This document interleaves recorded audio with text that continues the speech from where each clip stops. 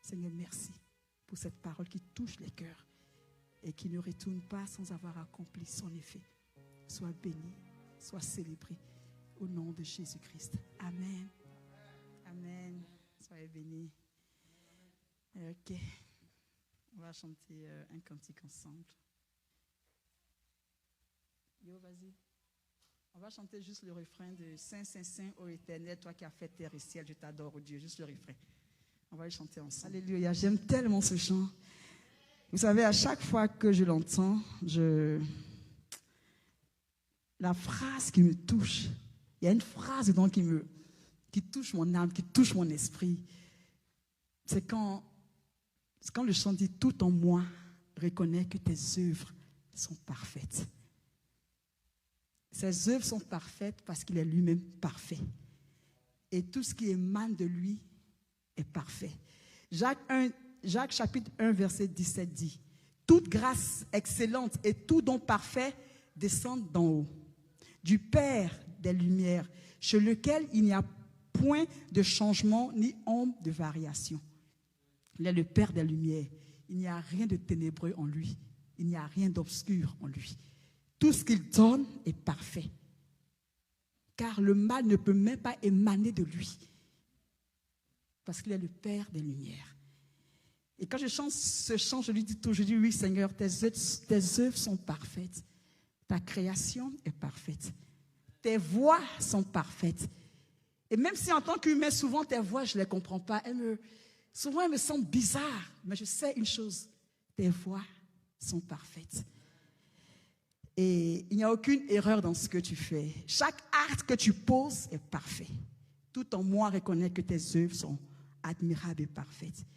Et même quand tu permets que des situations dans nos vies que nous ne comprenons pas, Père, tes œuvres sont parfaites.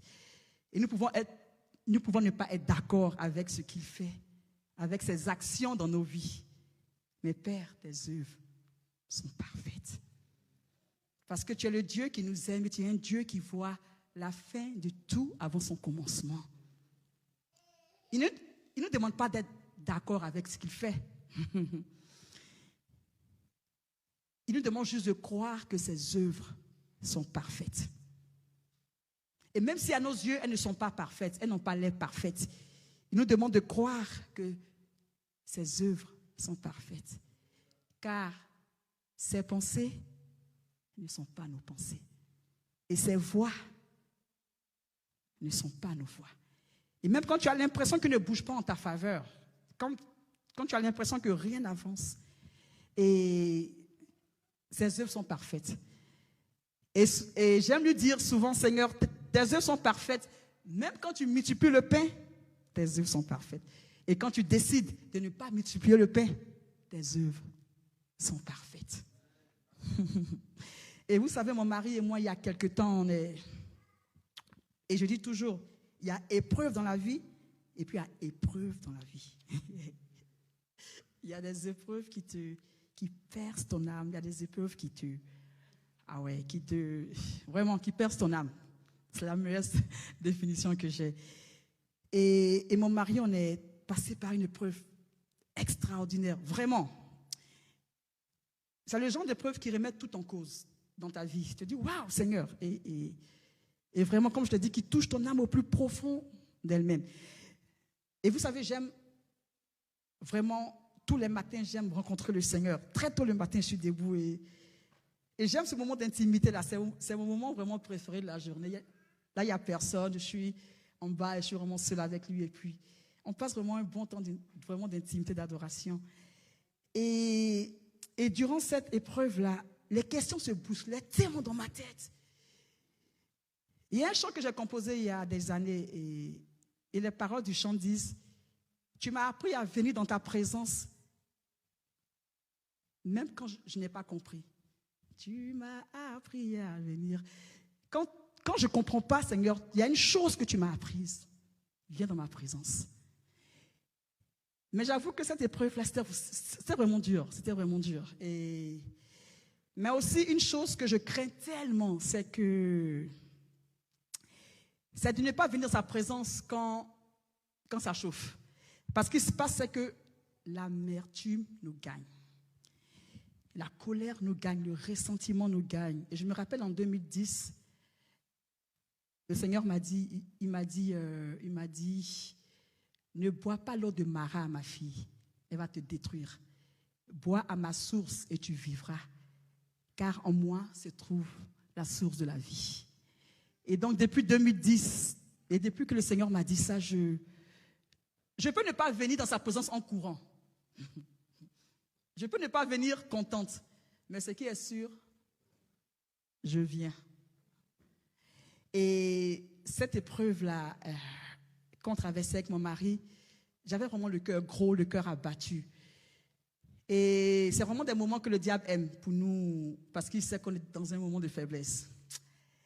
Et c'est des moments où on n'a pas d'autre choix que de nous réfugier en Jésus-Christ. Alors je disais au Seigneur, vraiment Seigneur, je n'ai pas envie de t'adorer, j'ai même pas la force même de me lever à 4 heures du matin pour venir dans ta présence, quoi.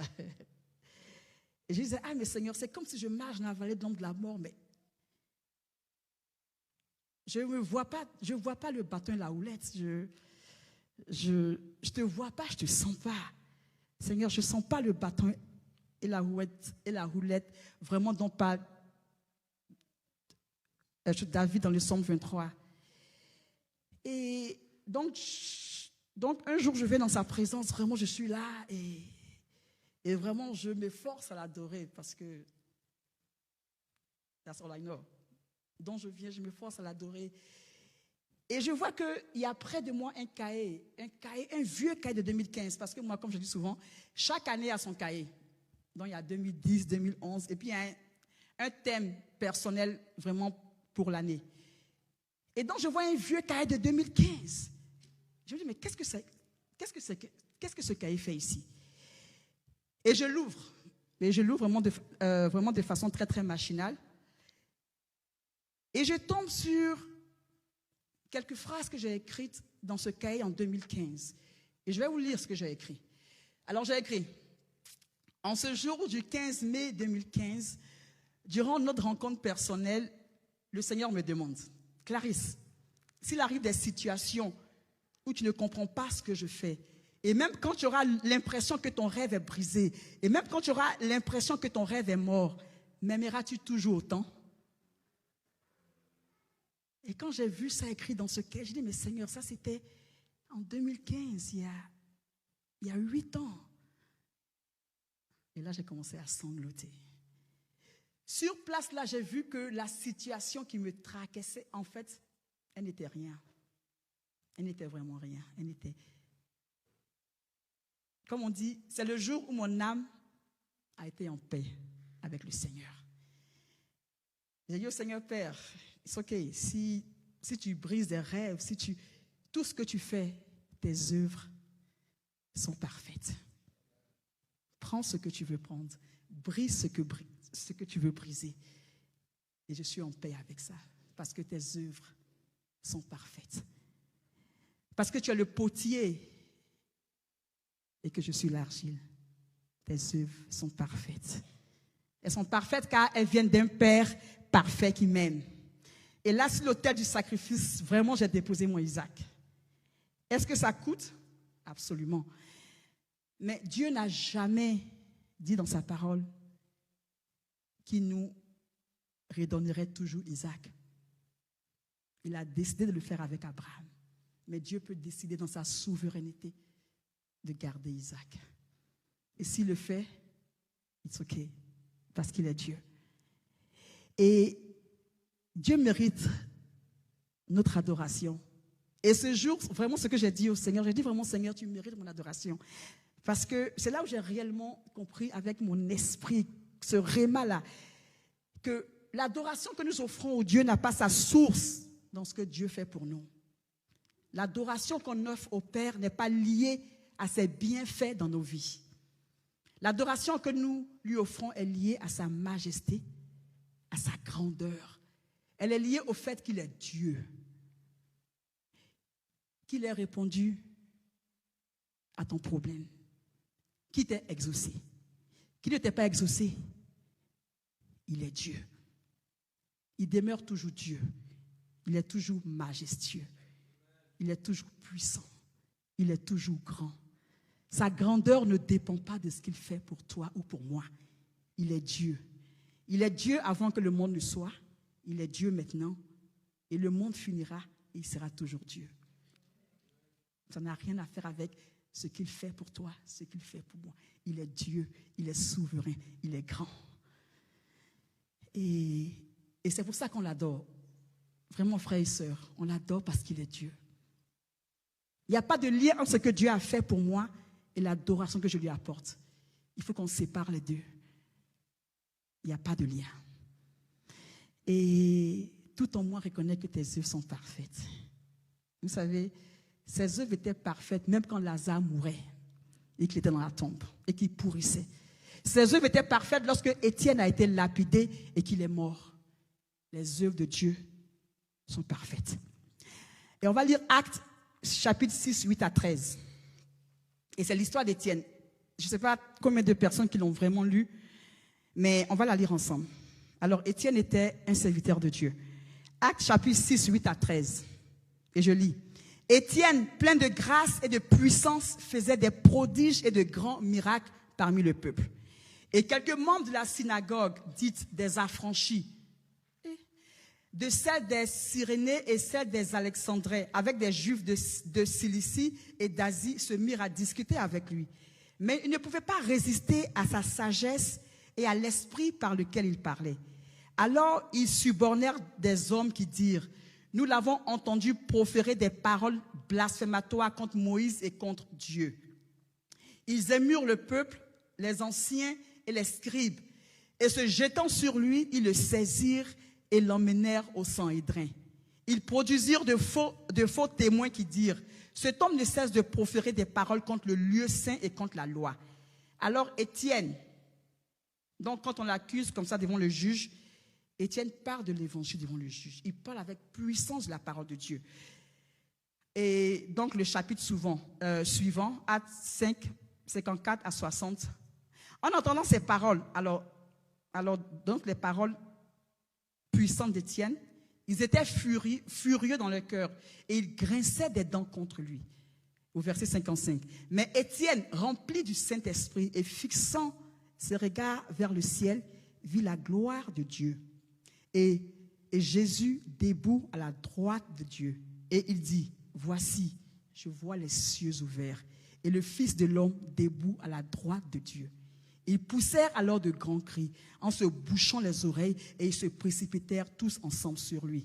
Ils le traînèrent hors de la ville. Ils le lapidèrent. Et les témoins déposèrent leurs vêtements aux pieds d'un jeune homme appelé Saul. Et ils lapidaient Étienne qui priait et disait: Seigneur, reçois mon esprit. Puis s'étant mis à genoux, il s'écria d'une voix forte: Seigneur, ne leur impute pas ce péché. Et après ces paroles, il s'endormit. Étienne est mort. Le verset 55 qu'on vient de lire dit: mais Étienne, rempli du Saint-Esprit et fixant les regards vers le ciel, vit la gloire de Dieu et Jésus debout à la droite de Dieu. Ça m'a frappé parce que je dis: ah, Jésus était debout. Il est toujours assis à la droite du Père. Mais là, il était debout. Étienne fut lapidé jusqu'à la mort. Dieu était toujours assis sur son trône. Jésus était à la droite du Père. Étienne a été lapidé jusqu'à la mort. Là où on lapidait Étienne, les œuvres de Dieu étaient parfaites. Ses œuvres sont parfaites. Il n'y avait pas de diable ici, là. Parce que si le Père voulait arrêter, il aurait suffi qu'il fasse un geste. Mais il sait pourquoi il n'a pas arrêté. Ils ont lapidé son serviteur jusqu'à la fin. J'ai un problème avec l'évangile de prospérité et de bénédiction, réellement. Et comme je le dis toujours, je crois en la bénédiction du Père. Je crois réellement en la bénédiction du Père. Mais si ta conception de bénédiction et comment le monde la voit, c'est qu'elle n'est pas correcte. Dans notre royaume, on donne un autre sens à la bénédiction de Dieu. Étienne, a été un serviteur béni de Dieu. Les œuvres de Dieu sont parfaites, même quand on lapidait Étienne. Même quand tu le sers de tout ton cœur et que tu es fidèle dans sa maison et que tu ne comprends pas ce qu'il fait de ta vie, ses œuvres demeurent parfaites. Car il est la perfection incarnée. Ses voix ne sont pas nos voix. Mais il y a une chose à laquelle nous devons croire, à laquelle tu dois croire et je dois croire, c'est que Dieu nous aime de façon extraordinaire. Et ses œuvres pour nous, ses plans pour nous sont des plans de bénédiction. Et il te conduit quelque part. Tu peux ne pas aimer le chemin. Ça, comme je l'ai dit, il n'y a pas de souci. On n'aime pas tous le chemin. Mais ce qui est sûr, il nous conduit quelque part. Et c'est un passage qui passe par le feu, frères et sœurs. C'est un passage qui se passe par le désert. Et pourquoi par le désert? Parce que le désert expose nos cœurs. Le désert expose nos cœurs. Le désert expose nos vrais motifs. Seigneur, je t'aime. Père, je t'aime. M'aimes-tu vraiment? M'aimeras-tu lorsque je déciderai de ne pas t'exaucer? M'aimeras-tu lorsque tu auras l'impression que je suis sourd à tes prières? Et m'aimeras-tu lorsque tu auras l'impression que tout le monde autour de toi avance sauf toi? Tu ne comprends pas. Les gens avancent et puis toi tu es là. Et rien ne change. Tu dis, mais Seigneur, qu'est-ce que j'ai fait? Est-ce que tu l'aimeras toujours? Et m'aimeras-tu lorsque le sujet pendant lequel tu pries pendant des années reste sans réponse? M'aimeras-tu toujours? Dieu disait à Israël dans Deutéronome 8:2, souviens-toi de tout le chemin que l'Éternel, ton Dieu, t'a fait faire pendant ces 40 années dans le désert, afin de t'humilier, de t'éprouver. Et pourquoi est-ce qu'il fait ça? Pour savoir quelles étaient les dispositions de ton cœur. Le désert fait ressortir les dispositions de nos cœurs. Si tu cherches vraiment Dieu et que tu le cherches de tout ton cœur, la première chose qu'il va faire sera de te faire voir les vrais motifs de ton cœur. Parce qu'il n'y aura pas de progrès dans ta marche avec lui si les vrais motifs de ton cœur ne sont pas exposés. Lui, il les connaît déjà, lui il sait. Mais il veut que vous soyez sur la même page. Parce qu'on crie, Seigneur, je t'aime, je donnerai ma vie pour toi. Et puis il fait, Et j'ai regardé une vidéo là d'un homme très très riche qui a fait croire à son épouse qu'ils avaient tout perdu. Tout perdu. Il lui a dit, on a tout perdu, chérie. J'ai investi tout ce qu'on avait, tout est perdu, tout perdu. Mais vraiment, je vais y travailler et on va vraiment se remettre. Il dit, écoute, on va aller habiter dans un coin là, mais vraiment quoi. Elle dit, on va quitter cette grande maison. Il dit, ouais. Elle dit, non. Elle est partie, elle a quitté. Mais je suis sûre que cette femme devait toujours chanter à son mari, je t'aime chérie, je t'aime chérie. Et le père te dit, est-ce que tu m'aimes? Je vais te briser. Et ensemble, on va examiner les vrais motifs de ton cœur. On va examiner les secrets de ton cœur. Et quand il te montre les motifs de ton cœur, tu dis plus, Seigneur, je t'aime. Ta prière change, elle devient Père, apprends-moi à t'aimer. Tu passes de la personne convaincue qu'elle aime Dieu à Seigneur, il faut que je t'aime. Parce que Seigneur, je ne t'aime pas encore. Apprends-moi à t'aimer. Et là, il dit, voilà mon enfant, on peut avancer. Le Père te dit, je vais t'emmener dans une dimension de mon intimité que tu ne connais pas encore. Mais cette dimension passe par le brisement. C'est une dimension qui passe par le feu, par la souffrance du feu. Et on n'aime pas souvent entendre ça en tant que chrétien, mais c'est la réalité, c'est comme ça. Quand tu veux connaître Dieu dans une dimension spéciale, tu passeras par le feu du fondeur. Mais si tu es satisfait ou satisfaite de ta vie chrétienne normale, tu es tranquille. Mais quand le désir de ton cœur est de le connaître dans une dimension spéciale, tu passeras par le feu du fondeur.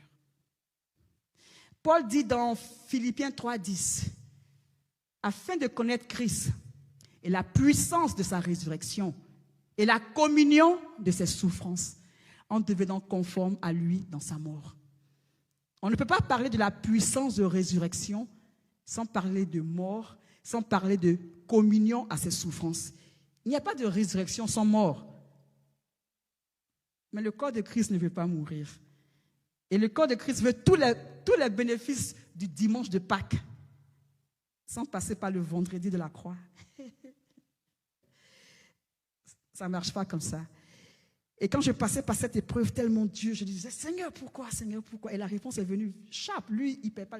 C'est que s'il y a une prière, un homme de Dieu a dit, s'il y a une prière que Dieu exauce en 5 minutes, c'est la prière du brisement et de consécration. Ah non, là, il ne paie pas le temps. Il est comme, Je dis, Père, je ne comprends pas, et je ne comprenais pas vraiment. Et sa réponse a été, nouvelle dimension, nouvelle consécration, nouveau prix à payer. J'ai dit, ouais. Tout dépend de la dimension que nous voulons réellement atteindre avec le Père. Tout dépend du prix que nous sommes prêts à payer pour entrer dans cette dimension de sa présence. Et le Seigneur nous fait passer par des épreuves difficiles. Pas parce qu'on a péché. Si tu vis dans le péché, là c'est autre chose. Mais si tu es consacré au Seigneur et que ton cœur est de le connaître et que tu passes par des situations difficiles, il te fait passer par là pour que tu puisses dire un jour comme Job, mes oreilles avaient entendu parler de toi. Mais aujourd'hui, mes yeux t'ont vu. Il veut que tu le vois dans une autre dimension. C'est vrai que s'il y avait une autre façon de le faire, je suis convaincue que vraiment le Seigneur, il serait passé par là en fait. Mais il n'y a pas d'autre choix. Job a vu Dieu dans le feu. Il a vu Dieu le purifier. Il a vu le feu qui sonde les cœurs. Et Dieu désire nous travailler durant le processus de brisement. Mais souvent, nos yeux sont tellement fixés sur la solution au problème. Toi, tu soupires après l'exaucement de ton sujet. Lui, il est focus sur le travail qu'il est en train de faire en toi. S'il ne doit pas t'exaucer, s'il ne doit pas exaucer une prière pour que dans le processus tu le connaisses, il va le faire. En fait, il faut qu'on comprenne que le but premier de Dieu n'est pas l'exaucement de ta prière. Le but premier de Dieu, pour toi et pour moi, pour notre destin, quand on nous dit souvent, oh, toi, tu as destinée extraordinaire, je vois ton étoile brille. Le destin de Dieu pour toi, le désir, le destin, le soupir de ton Créateur, de celui qui t'a créé, le premier désir que Dieu a exprimé, c'est dans Genèse. Il dit, faisons l'homme à notre image. C'est tout. Et il revient dans Romains 8, après que Adam et Ève aient péché et qu'ils soient sortis de l'image de Dieu, Christ vient et nous accorde la possibilité de vivre encore cette image de Christ. On va lire Romains 8, 28, 29. Nous savons du reste que toute chose concourt au bien de ceux qui aiment Dieu, de ceux qui sont appelés selon son dessein. Et le verset 29, ça c'est mon verset préféré. Car ceux qu'il a connus d'avance, il les a aussi prédestinés à être semblables à l'image de son Fils, afin que son Fils fût le premier-né entre plusieurs frères. Le but premier du Père est que tu sois à l'image de son Fils. Faisons l'homme à notre image. Et Dieu veut que les enfants qu'il a rachetés reviennent à cette image première. Et c'est sa destinée pour toi, c'est sa destinée pour moi. Tout le reste vient après. C'est ça son cœur.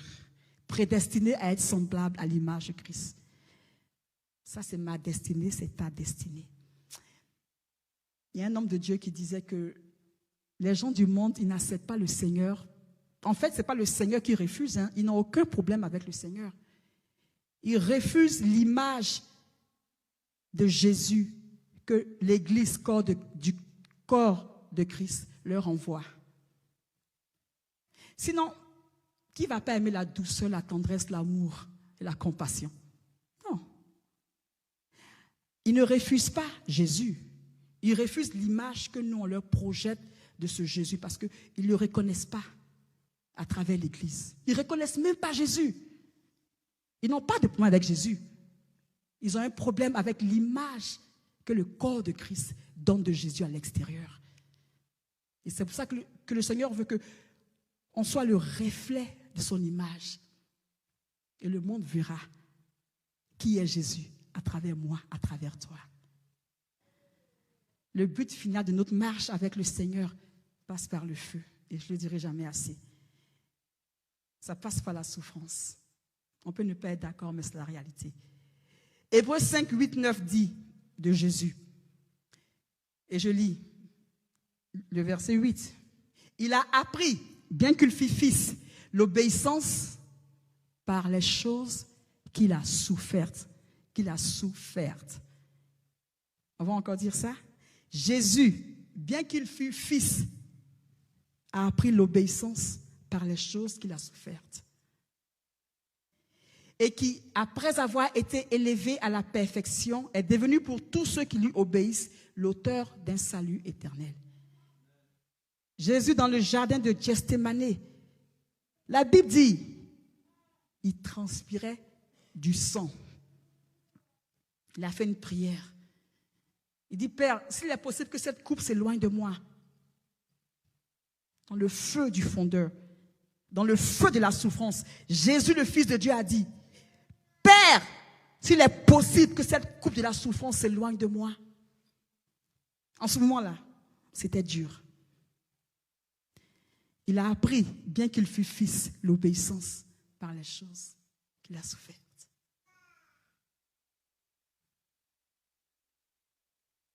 Il a fini sa prière avec une phrase extraordinaire. Non pas ma volonté, mais ta volonté. Ça lui a coûté. Ça lui a coûté, frères et sœurs.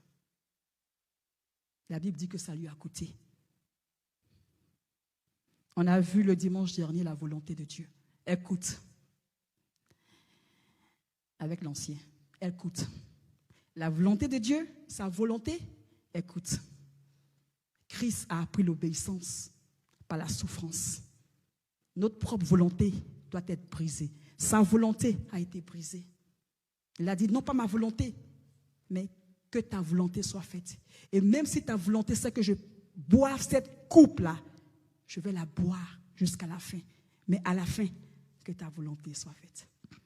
S'il y a quelqu'un qui vous dit que la vie chrétienne, c'est la prospérité selon le monde, elle vous ment. Les clés de bénédiction, il y a 15 clés de bénédiction, il y a 20 clés là. Il y a une seule clé qui touche le cœur du Père. C'est l'obéissance. C'est le sacrifice. C'est le brisement. C'est l'image de Dieu. Notre propre volonté doit être brisée. Nos rêves doivent passer par le feu et être purifiés par le feu du fondeur. La volonté de Dieu coûte. Toi, tu vois en premier l'exaucement de ton sujet et le Père voit le passage au feu qui te rendra semblable à lui. Toi, tu vois un miracle qu'il doit faire. Lui, il voit un cœur qui doit lui appartenir à 100%. Il voit un cœur qui n'est pas partagé. Et ça passe par la mort. Et Jésus a dit dans Jean 12, 24, j'aime ce passage, en vérité, je vous le dis, si le grain de blé ne tombe en terre et ne meurt, il reste seul. Mais s'il meurt, il porte beaucoup de fruits. Pour qu'un grain porte du fruit, il faut qu'il soit sémé dans le sol. Une fois dans le sol, la prochaine étape, ce grain meurt. En fait, c'est comme ça, c'est le processus de la nature. On prend le grain, on creuse le sol, on met le grain, il meurt.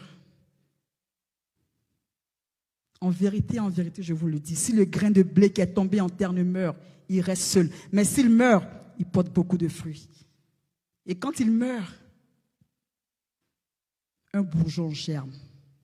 Et c'est ce bourgeon qui donne une nouvelle plante. Et cette nouvelle plante donne beaucoup de fruits.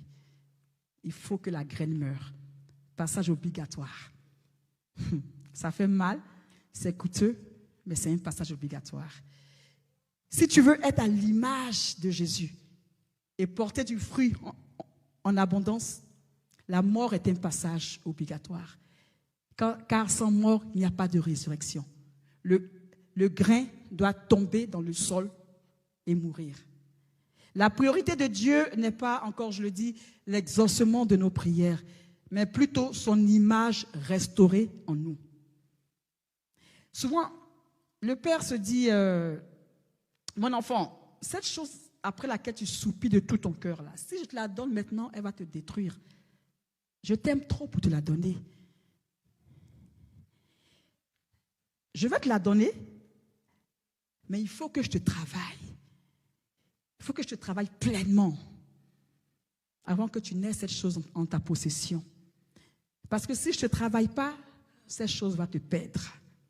Tu n'es pas prêt pour avoir cette chose. Ces bénédictions ne sont suivies d'aucun chagrin, car il fait toutes choses bonnes en son temps. Et souvent, lorsque le feu n'a pas encore fait son œuvre en nous et que nous obtenons des choses, ces choses-là nous perdent, frères et sœurs. On est tous, bon, enfin, pas tous parents, mais il y a beaucoup d'entre nous qui sont parents. Moi, si Ephraim vient me voir et puis me dit qu'il veut les clés de la voiture et que son cœur désire cela, ou qu'il veut, je ne sais pas quoi, ou un enfant de 2 ans, 3 ans qui veut un couteau parce que ça brille, est-ce qu'en tant que parent, tu donneras ça? Non. Tu lui diras non.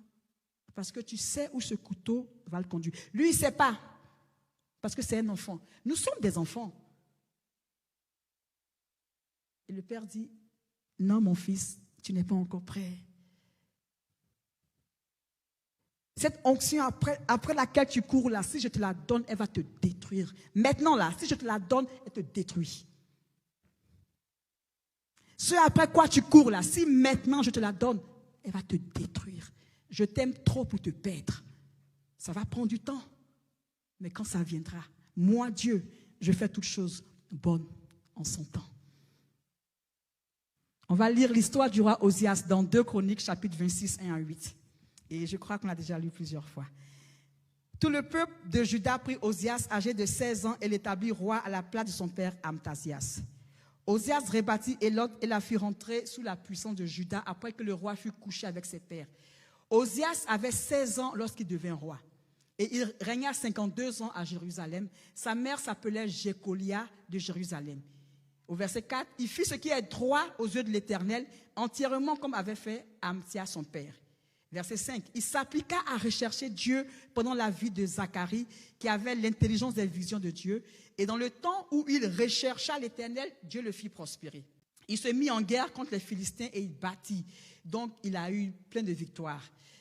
Verset 7, Dieu l'aida contre les Philistins, contre les Arabes qui habitent à Gubal et contre les Maonites. Verset 8, les Ammonites faisaient des présents à Osias et sa renommée s'étendit jusqu'aux frontières de l'Égypte, car il devint très puissant.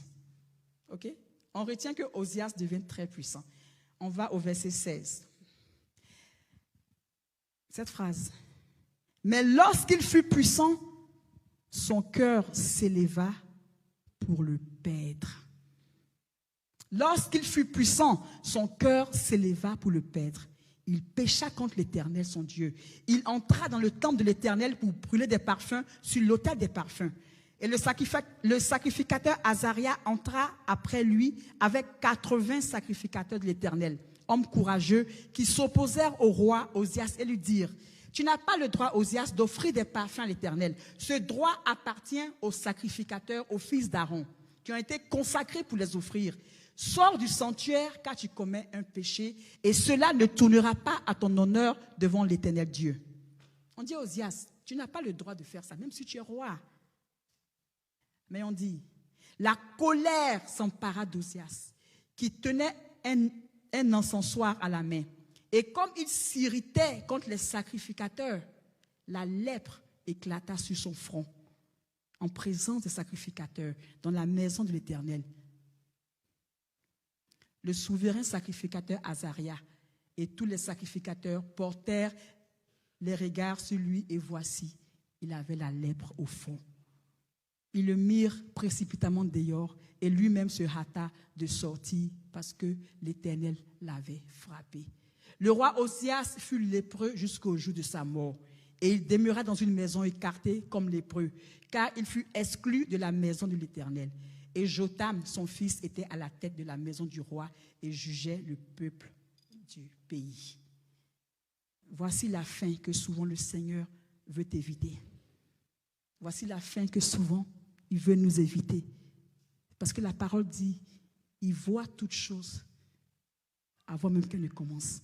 Il sait où ce que tu demandes là va te conduire. Il n'y a pas quelqu'un dans ce monde qui t'aime plus que Dieu.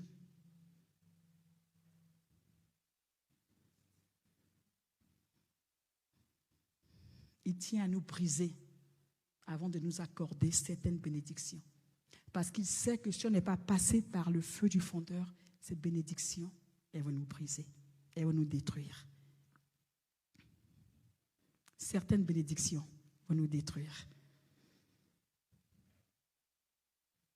On connaît tous l'histoire de Lazare. Il passe 4 jours dans le tombeau. Et le Seigneur me disait, c'est ces 4 jours dans le tombeau là qui m'intéressent.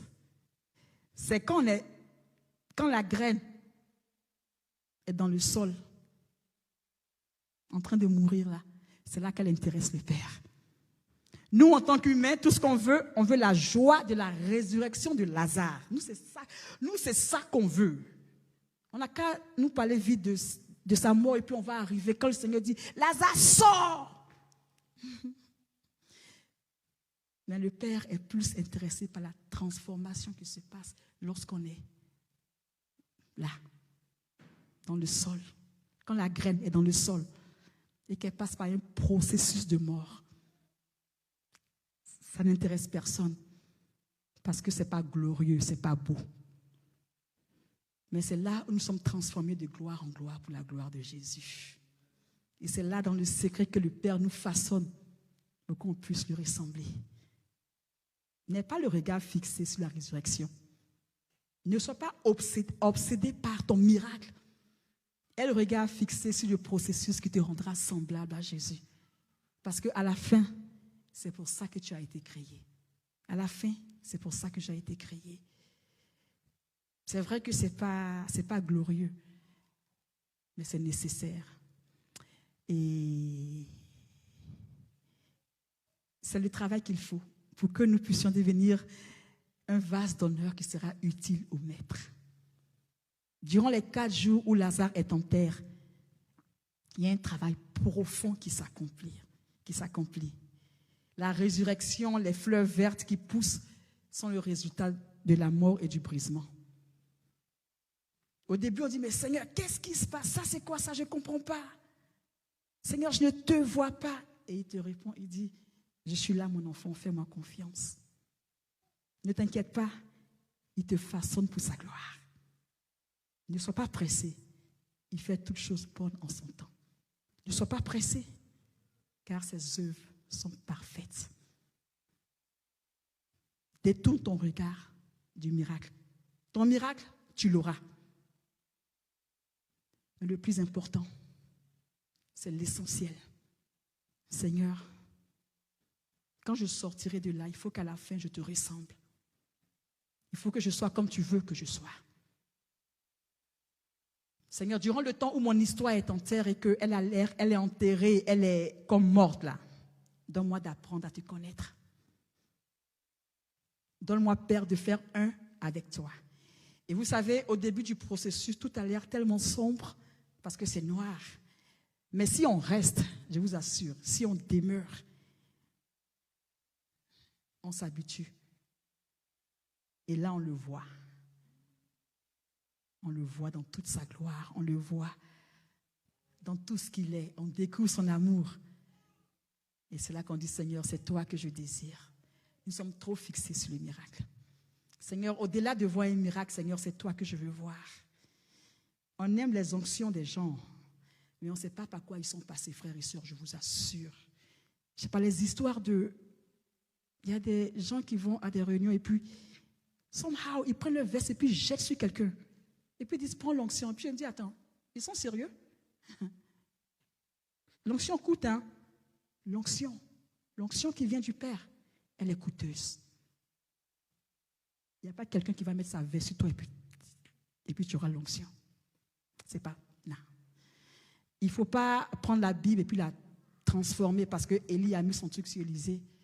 Quand on lit le processus, Élisée a payé le prix. Hein. On paye le prix. Il y a un prix à payer. Est-ce que tu soupires après une dimension avec le Seigneur? Il y a un prix à payer. Le cri de notre cœur doit être, Seigneur, je ne veux que toi, je ne désire que ta présence. Tu es le potier, je suis l'argile. On va lire notre dernier passage, on va prier. Et c'est dans Jérémie. C'est un passage qu'on connaît tous. Jérémie 18, 1 à 6. La parole qui fut adressée à Jérémie de la part de l'Éternel dans ces mots. Lève-toi et descends dans la maison du potier. Là, je te ferai entendre mes paroles. Je descendis dans la maison du potier et voici, il travaillait sur un tour. Le vase qu'il faisait ne réussit pas. Comme il arrive à l'argile dans la main du potier, il en refit un autre vase, tel qu'il trouva bon de le faire. Et la parole de l'Éternel me fut adressée en ces mots. Au verset 6. Ne puis-je pas agir envers vous comme ce potier, maison d'Israël, dit l'Éternel. Voici, comme l'argile est dans la main du potier, ainsi vous êtes dans ma main, maison d'Israël. Dieu est le potier. Il tient ta vie dans sa main et il la façonne à son image. Mais encore, tout dépend de ce que tu veux avec Dieu. Si tu es satisfait de ta vie chrétienne, tu ne passeras pas par le feu sûrement, mais tu ne connaîtras pas le cœur du Père. Tu ne connaîtras pas cette dimension de la présence de Dieu. Parce que cette dimension de la gloire de Dieu, là, de sa présence, elle passe par le feu du fondeur. On va lire Ésaïe 43, 2. Est-ce qu'il y a quelqu'un qui peut me lire parce que c'est pas sur le tableau et je ne l'ai pas sur mon truc. C'est le dernier verset. Je n'ai pas mon téléphone. Ésaïe 43, verset 2. Est-ce qu'il y a quelqu'un qui peut le lire pour moi, s'il vous plaît? Amen. Amen. Et ça, c'est une promesse du Père. C'est la promesse qu'il nous fait. Il dit, même quand ce sera dur, et que tu passeras par le feu, je serai avec toi. Et les fleuves, tu auras peut-être l'impression que les fleuves vont t'engloutir, mais je vais m'assurer qu'ils ne vont pas t'engloutir. Et si tu marches dans le feu, ce sera chaud, c'est vrai, mais tu ne brûleras pas. C'est une promesse qu'il te fait, c'est une promesse qu'il me fait. Abandonnons-nous dans les mains du potier, parce qu'il sait ce qu'il fait. Il veut nous ramener dans le jardin d'Éden, là où sa présence est, là où Adam et Ève ont été créés à son image. C'est le désir du Père. C'est réellement le soupir de son cœur. On va chanter un chant, on va chanter 2 chants. On va chanter I Surrender All to You. On va le chanter ensemble. On va vraiment le chanter ensemble. Et tu vas dire au Seigneur, Seigneur, je te remets tout. Si c'est vraiment le désir de ton cœur. Et moi, j'appelle ces prières vraiment les prières dangereuses. C'est des prières qu'on ne fait pas comme ça parce que c'est des prières qu'on ne fait pas quand on ne le pense pas. Si le désir de ton cœur, c'est que le Seigneur prenne tout. Parce que dans le processus de prendre tout, tu ne sais pas jusqu'à où il va aller. Mais si réellement ton cœur, c'est de l'aimer de tout ton cœur, de toute ton âme, de toute ta force, alors dis-lui, Seigneur, je te remets tout. Seigneur, prends tout. Parce que tout ce que je veux, c'est toi. Tout ce que mon cœur désire, c'est toi. Seigneur, je suis prête à payer le prix. Parce que mon désir, c'est de te connaître, toi et toi seul, à une dimension que je n'ai pas encore expérimentée. On va prier. I surrender, I surrender.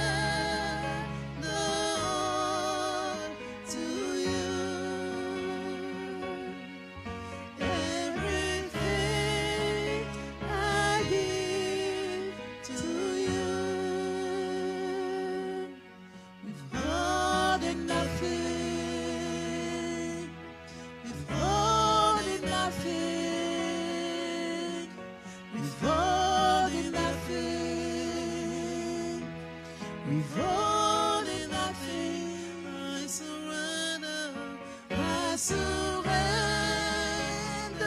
all to you. Everything I give to you. More than nothing. More than nothing. All to you. All to you. All to you.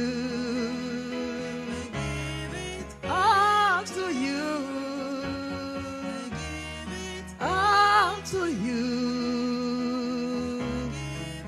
All to you. On va prier.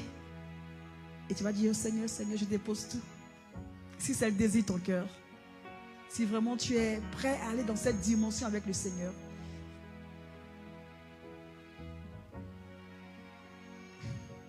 Tu vas dire, Seigneur, je te remets tout. Père, je te remets tout. Père, j'ai compris que c'est coûteux. Seigneur, j'ai compris que ça va me coûter. Mais c'est toi que je veux. Parce qu'à la fin, c'est la joie, le bonheur. Seigneur, c'est toi que je veux. Seigneur, c'est toi le désir de nos cœurs. Père, nous voulons réellement t'appartenir. Seigneur, non pas juste avec des paroles, non pas, Seigneur, juste avec des paroles qui ont l'air tellement spirituelles, mais nous voulons que nos cœurs soient totalement à toi. Feu du fondeur, consume en nous tout ce qui doit être consumé. Seigneur, consume, et que ton feu consume tout ce qui doit être consumé.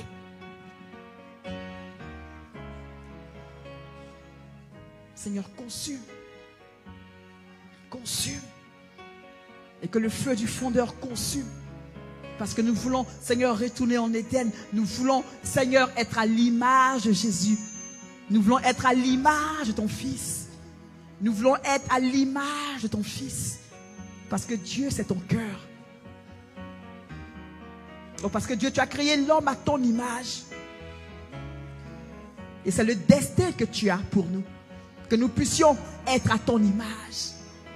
Seigneur, tu veux des hommes et des femmes qui soient à ton image. Des hommes et des femmes à ton image. Parce que Seigneur, tu viens pour une église pure. Une église sanctifiée, une église purifiée. Tu viens pour une épouse purifiée. Tu viens pour une épouse sanctifiée. Tu viens pour une épouse qui est passée par le feu du fondeur. Tu viens pour une épouse qui connaît ton cœur. Tu viens pour une épouse qui soupire après ton cœur. Seigneur, nous voulons te connaître. C'est une dimension, Seigneur. Nous voulons te connaître. Nous voulons te connaître.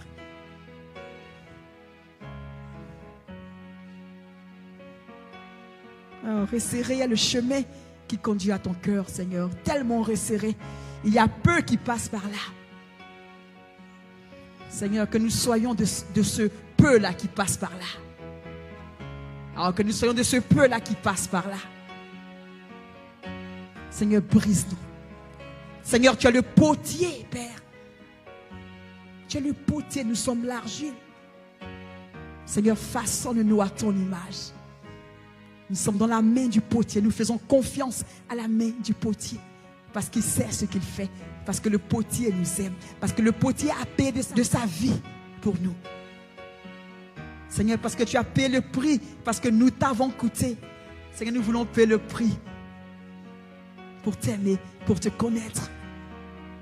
Seigneur, tu nous conduis dans la dimension de ta connaissance et que nos vies soient transformées et que nos vies ne soient plus les mêmes.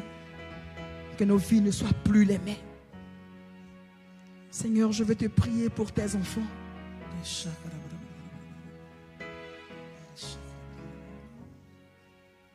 Seigneur, tu vois les prières qui montent vers toi.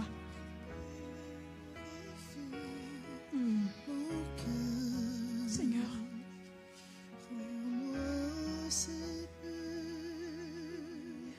Seigneur, purifie nos cœurs. Nous voulons être mis à part pour toi. Nous voulons juste être mis à part pour toi. Parce que tu te cherches des hommes et des femmes mis à part. En cette génération, tu cherches des hommes et des femmes mis à part pour toi. Seigneur, nous ne voulons pas être des chrétiens ordinaires, nous voulons être des chrétiens consacrés, qui te soient réellement consacrés et qui choisissent de payer le prix pour te ressembler, qui choisissent de payer le prix pour t'honorer, qui choisissent de payer le prix pour être mis à part pour toi. Alléluia.